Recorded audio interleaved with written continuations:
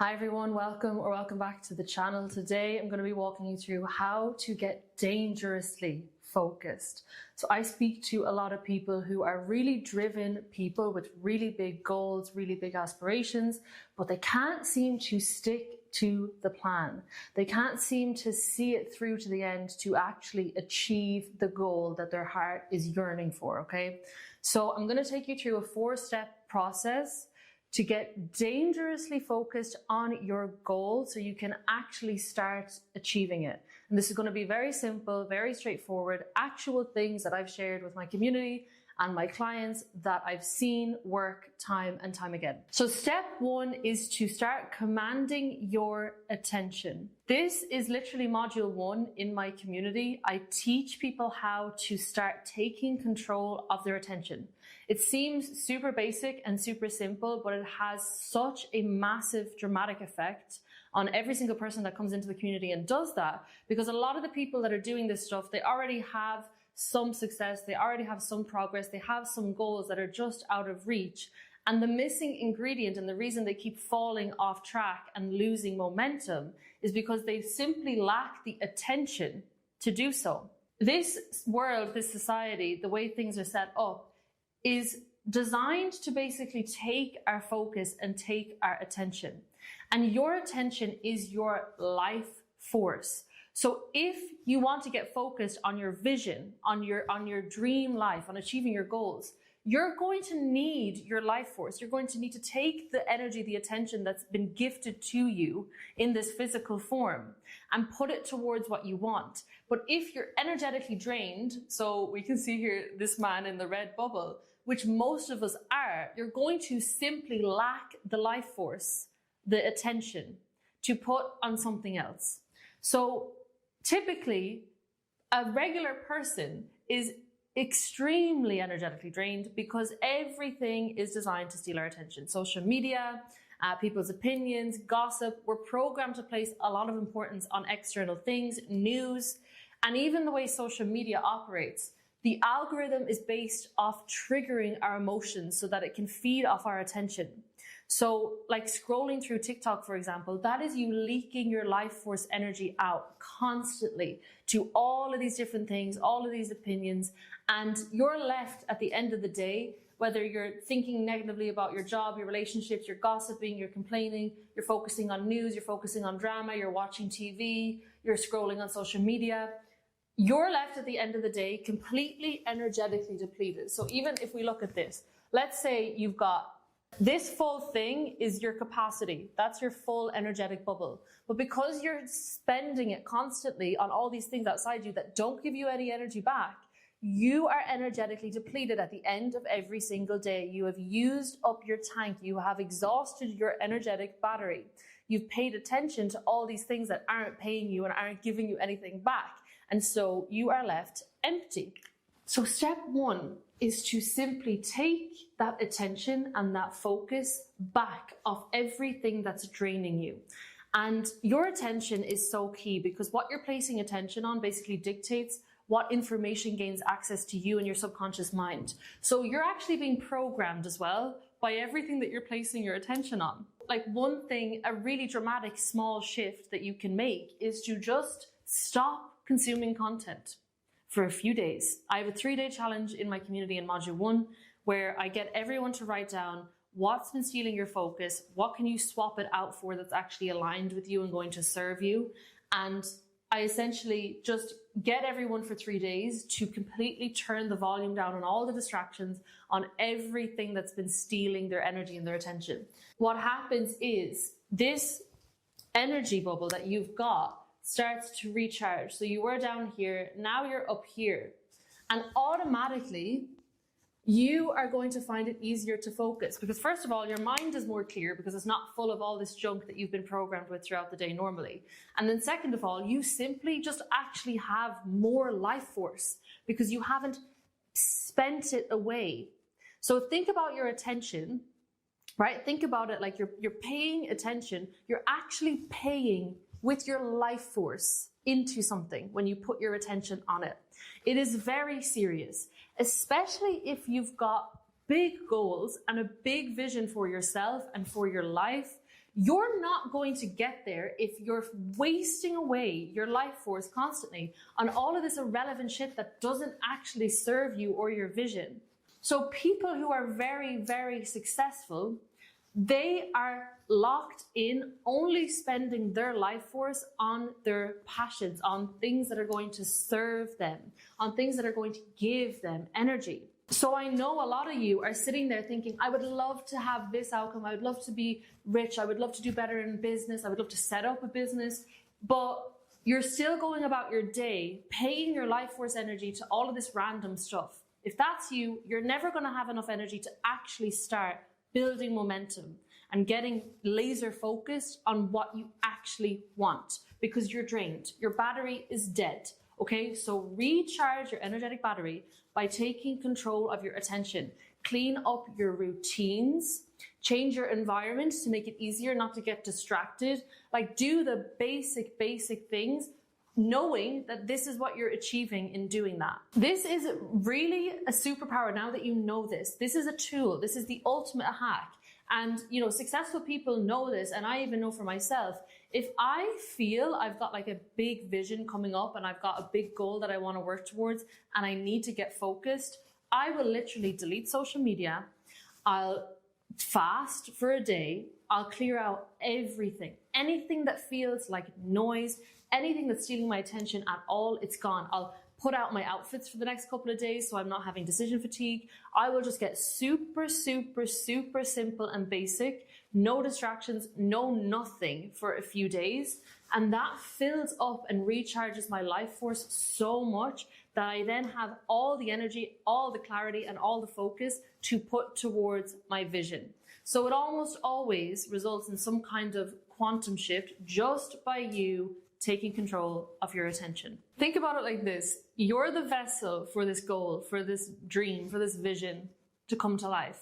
There needs to be enough energy in your vessel in order to actually birth this thing. Okay? So you can't skip step one. And a lot of people do. And they're just trying to write their goals down and do it, and they can't do it. Do step one, and step two will be so much easier. All right, step two. You want to connect to an exciting vision. And every word that I said there is intentional. You want to connect to an exciting vision. Okay? So I speak to a lot of successful people who end up getting very stuck. I speak to a lot of driven people who end up just stuck in patterns of sabotage, feeling like they can't break above a certain threshold.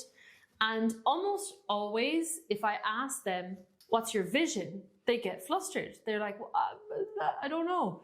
And people can be scared sometimes to set a vision if it's really outside their current experience of reality. But that's the exact thing that's keeping you stuck, is that disconnect from where you're freaking going, okay? So I had a client who she wanted to set up for the longest time. She wanted to set up her own business, and she had like invested in crypto course and all of these things.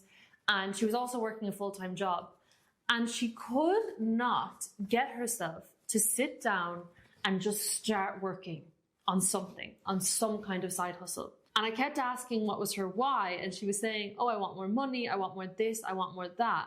That was too small of a why. It was too small of a vision to actually get her to sit down and get outside her comfort zone and push herself to do this extra work, right? It wasn't until we got super clear about what this really meant for her and what the vision with this was, that she started actually wanting to sit down and focus on building this thing.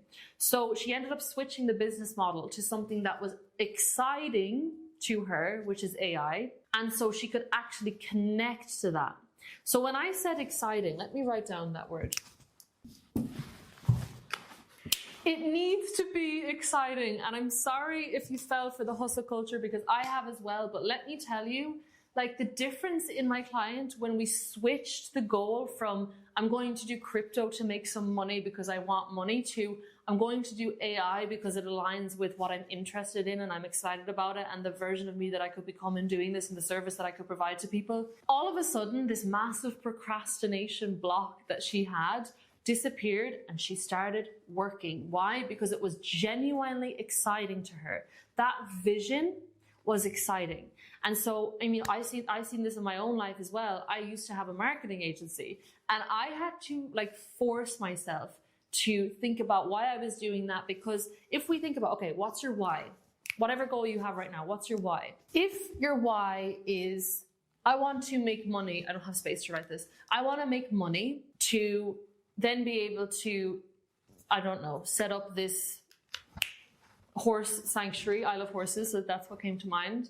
And then I'm going to be able to save a lot of animals, and then I'm going to be happy. Do you see how happy is a million steps removed from step one, from the first thing, right? If you can close that distance, I want this vision. Why? Because it's going to make me happy. I want this goal. Why? Because it's going to make me happy. Your motivation, your level of focus and clarity is going to go through the roof because you're connected energetically, emotionally to that vision.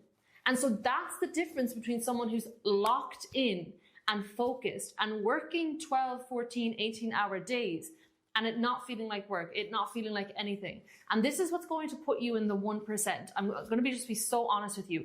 Work ethic is important, yes. All of these other things I'm going to share with you are so important, like having your focus, your clarity, everything. But if you're not working on something that is genuinely meaningful to you, you are going to not be number one in that field, because number one is going to be the person who it means something to. If you're competing with a group of people and most of those people are more connected and excited about, for example, AI, like if I were to go into AI right now, I will be bet by most people because I don't care that much about AI, okay? But there are people who love it, they love it, and they're going to beat me. Why?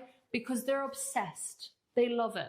And so what would the thing be that you could do for hours and not get bored? What would the thing be that just lights you up and you could do it without getting paid for it? What is the things that you did? What are the things that you did when you were younger that you have disconnected from that you could reconnect to in your vision? If you can find things in your life that you genuinely just love on a soul level and you can find a way to make money off them, you are going to be extremely successful, because that's when you're able to get locked in and get into flow state. And the things that you produce from that level are entirely different because you've got like a soul resonance with this thing, okay? So if I even compare myself when I was doing my marketing agency versus now when I do mindset work, my marketing agency, I had to force myself. I was thinking, okay, my why is I'm going to get like freedom. I'm going to be able to have business skills. And those were important to me, but it was too many steps removed from what I was actually doing. And so it was a good stepping stone for me. But now what I'm doing is I'm doing this work because I freaking love it, because I'm obsessed with it, because I was doing it for years before I had content, before it was a business, before I got paid in any capacity for it. So if you can find that thing, you're going to make the shift, which is what I've seen, from forcing myself to have to lock in, forcing myself to have to sit down, forcing myself to have to think about long-term, okay, how is this going to work out for me and connect to a greater vision, to when I sit down now and do this work, I lose track of time. When I sit down now and do this work, I get into flow state and I don't want to stop it because I love it, right? And so this is what I mean when I say you're connected to the vision, to the point that not working on it would feel worse than working on it, okay? So it needs to be something that's exciting to you. And a lot of people are blocked from doing this by fear and by their old identity and by their limiting beliefs, which we're going to get into in a second. But I just want to ask you, what would you do if you weren't afraid? What would you do if money was not a thing and you could just pick something? Start really thinking bigger. I know times in my life where I've lost momentum in the things that I was doing. It's because I was disconnected from my vision. And maybe my vision got too small and it wasn't exciting anymore. So make it exciting. Ask yourself, what would you do if you weren't afraid? And go for that. And then I want you to actually connect, right? And really think about it. So you can write this down. You can visualize it. You can imagine living it. Whatever you want to do, you can make a vision board. All of these things are really good practices. Why? Because imagination is reality. So as within, as without, you need to connect your consciousness to this dimension, to this quantum field of possibility in order for it to begin to materialize physically through your physical vessel. Until you imagine it clearly, until you picture it and create it in your mental reality, it cannot exist for you physically. It needs to exist vibrationally within you first, okay? So you're the one who's going to have to connect your consciousness to this reality, to this vision. Otherwise, it's not going to happen physically. It cannot happen. Everything that is in physical reality first existed as a mental image. Even in the Hermeticism, we see the universe is mental and the all is mind. So everything that exists actually first existed as a mental image of the all, okay? And this is the illusory 3D plane that we're living in. And if you want to see something as a 3D illusion in front of you, you have to create it as a 4D picture in your mind first, and it will be projected then outward, okay? The moment you get more serious about what is in your mental landscape and about connecting, really truly connecting to this vision, is the moment that your physical reality will lose its grip on you and it will start to shift dramatically. So this is your dream, this is your life, and I want you locked in with a vision that sets your soul on fire, because that's going to get you more focused than anything else. You can overcome any perceived limitation or any perceived flaw that you have. There's actually a quote that I love. Let me see if I can find it. Okay, so this is a quote from Think and Grow Rich. I absolutely love it. When you simply work for yourself or for your own personal gain, your mind will seldom rise above the limitations of the undeveloped personal life. But when you are inspired by some great purpose, some extraordinary project, all your thoughts break bounds. Your mind transcends limitations, your consciousness expands in every direction, and you find yourself in a new world, a great world, a wonderful world.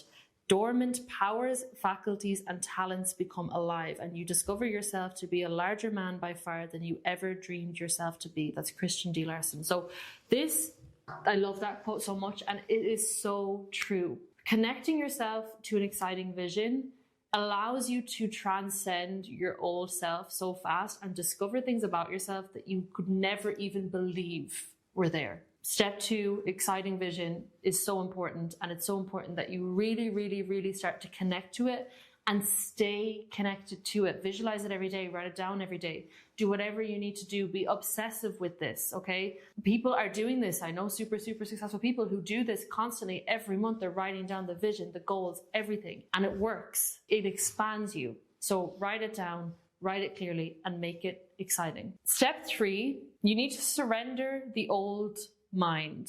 And this is the one thing that is going to slow you down once you've connected to your vision, is your old doubts, your old logic, your old insecurities, your old way how, trying to figure it out, trying to force it into existence. No, you are going to get in the way. So I wanted to give this visual. Basically, this is you currently, and these are your different thoughts and your different paradigms. It's the way that you look at the world, it's how you focus, it's what you believe is possible, and it's how you believe things should be or things can be. The paradigms that you currently hold in your mind are the things that have gotten you the current physical results that you have in front of you.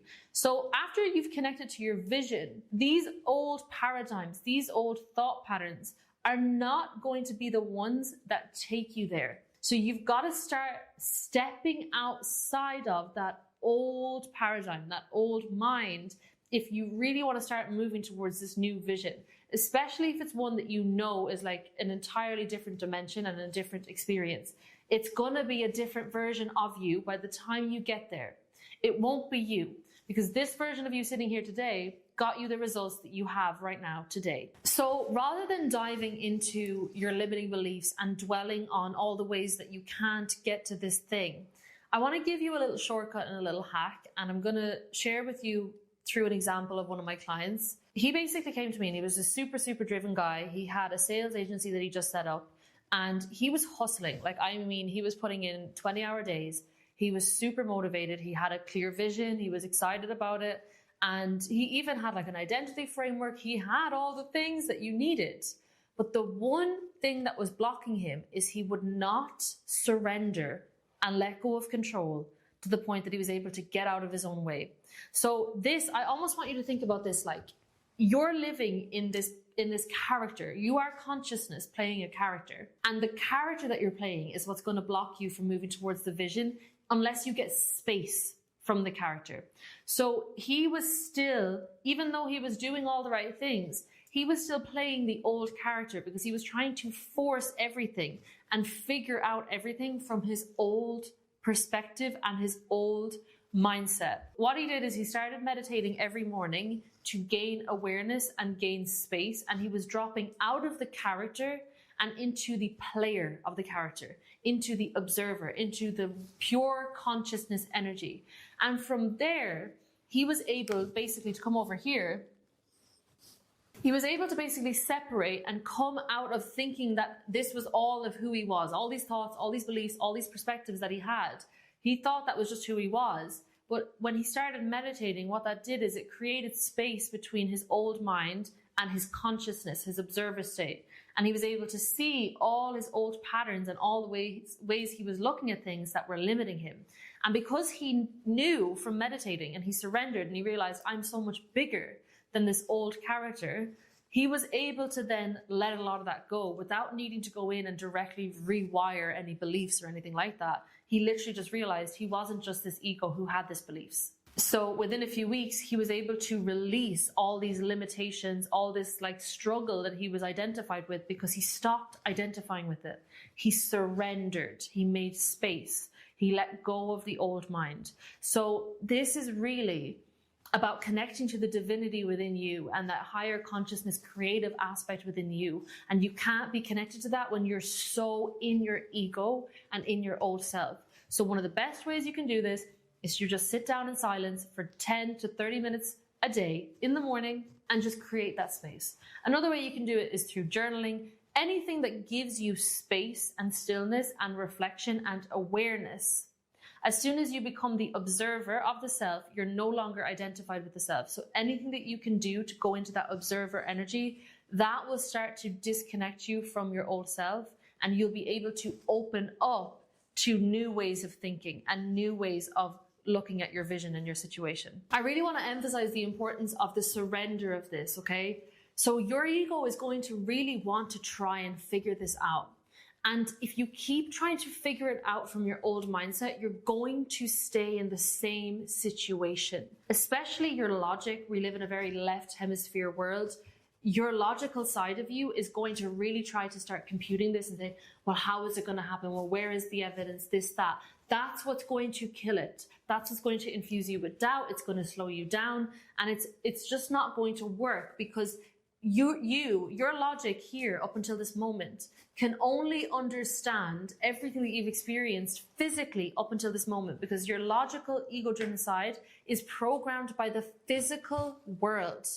So if you're introducing a vision that you haven't physically experienced at all, and you're just imagining this and you're writing it down, your logic cannot compute that. So you don't need to listen to it. What you need to do is surrender and let go of trying to figure it out. Because what happens then is you allow your consciousness to continue to stay connected to this vision, even though your logic can't figure it out. And then what will happen is you'll start getting intuition, okay, that comes through your right hemisphere, that imaginative side of you. It'll come through your body like a feeling, and it's not going to be logical.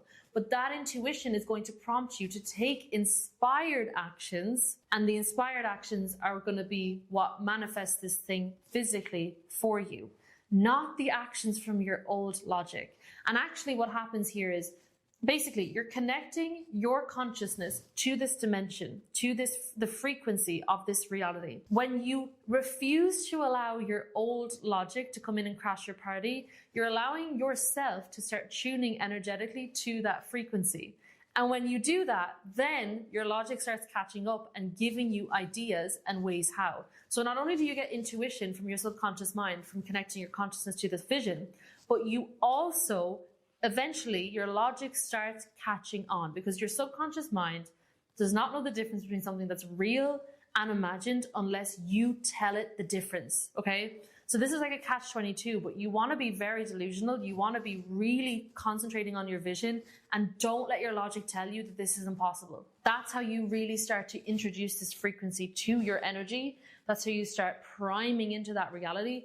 And then your logic can start going, okay, what about this? And as well as that, you'll get intuition from your subconscious from being connected to that vision.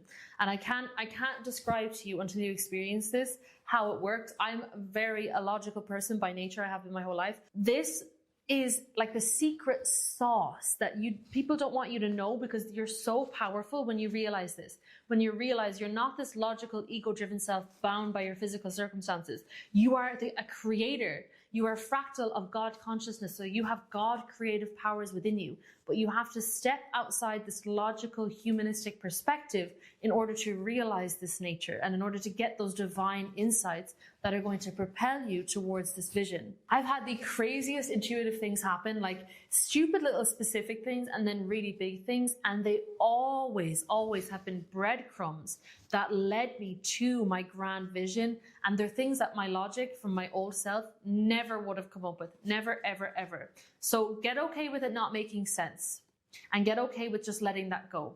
Because of course it's not going to make sense to this old version of you, but you're not going to stay this version of you. It makes sense to the version of you who's already there, and that's who you're becoming. So this doesn't matter. If you stay entrapped and enmeshed in your old way of thinking, you're not going to even believe this is possible, and you're going to lose focus. A lot of people, they lose focus. Like my client that I mentioned a minute ago, she really just didn't even believe in her vision for a long time. And so she didn't stay focused. Why would you? If you don't think something's possible, why would you sit down and put in the reps and do the work towards it? You won't, okay?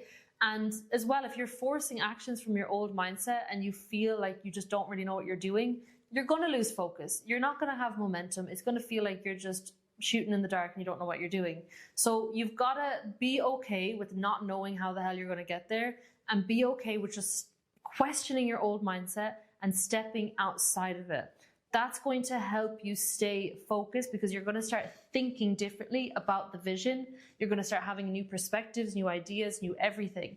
And that's going to help you stay on the path and actually start doing the things that are going to get you there, which is going to keep you focused. Because what's going to happen next, which is step 4, you're going to start building momentum by taking aligned actions.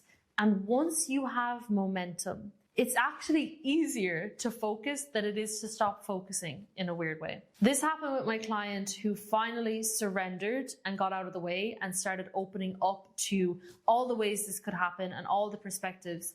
And he literally really released control, and he started getting insane insights and ideas and intuitions as soon as he started surrendering and relaxing and getting out of his own mindset. When he started really just relentlessly taking action on every intuition, every divine whisper, every nudge, whatever you want to call it, he built momentum so quickly to the point that he was like planning retreats. He was networking with different groups of people. He was joining different groups. He changed his environment. Like everything changed really, really quickly because he built momentum.